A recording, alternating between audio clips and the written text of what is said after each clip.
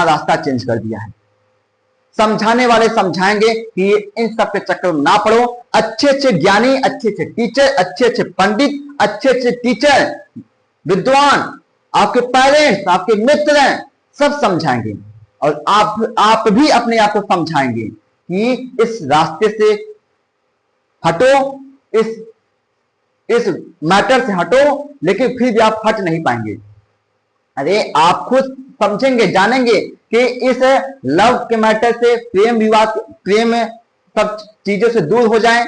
अपने आप को समझाएंगे, आप समझाने की पूरी कोशिश करेंगे, आप ये जानते हुए कि हाँ ये चीज है कहीं ना कहीं आपकी पढ़ाई में बाधा डाल रहा है, आपकी पढ़ाई सही से हो नहीं पा रही है, फिर भी आप निकल नहीं पाएंगे।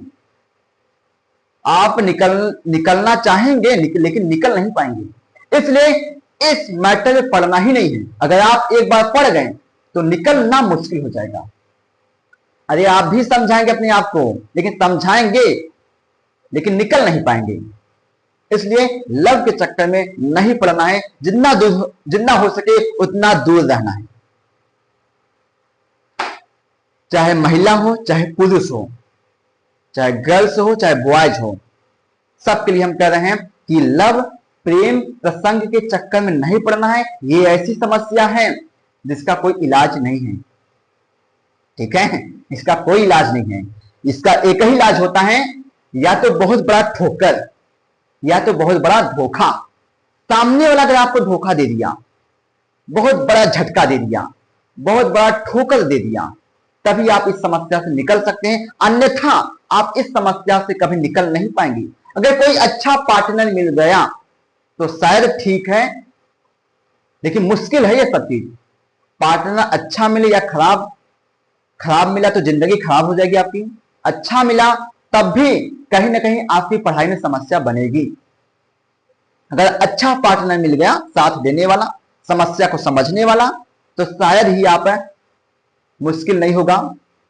लेकिन अगर आपके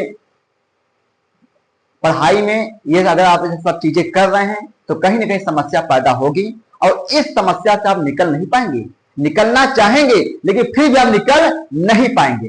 ये आप जानते हुए कि ये चीजें कहीं ना कहीं आपकी पढ़ाई में बाधा पहुंचा रही हैं, कहीं ना कहीं आप डिस्टर्ब हो रहे हैं, आप अपने आप को समझाएंगे, बहुत समझाएंगे, समझाने के बावजूद भी आप उस समस्या में उलझे ही रहेंगे, निकल नहीं पाएंगे। इसलिए मेरे भाइयों, बार हम आपसे कह रहे हैं, लव, प्रेम प्रसंग, इन सब मैटर में आपको नहीं पड़ना है। प्रेम करना कोई गलत बात नहीं है, प्रेम करना अच्छी बात है, सबसे प्रेम करना चाहिए, हमें अपने देश से प्रेम करना चाहिए, माता पिता, भाई बहन, सगे संबंधी, कोई भी हो, आपका मित्र हो, गर्लफ्रेंड हो, बॉयफ्रेंड हो, कोई भी, कोई दिक्कत तो है नहीं प्रेम करने से। लेकिन प्रेम करना कोई गलत बात नहीं है। आप प्रेम करो, मित्र बनाओ, अच्छा दोस्त बनाओ, लाइफ पार्टनर कोई हो, साथ देने वाला हो, कोई गलत बात नहीं। लेकिन अगर ऐसा प्रेम जो आपके सपने को चूर चूर कर दे, जो आपको मंजिल तक पहुंचने में रोके, आपको पढ़ाई में डिस्टर्ब हो, आपके लक्ष्य तक पहुंचने में बाधा डाले, वो प्रेम नहीं है। वो एक प्रकार की भूल है, अपराध है। आप भूल कर रहे हैं।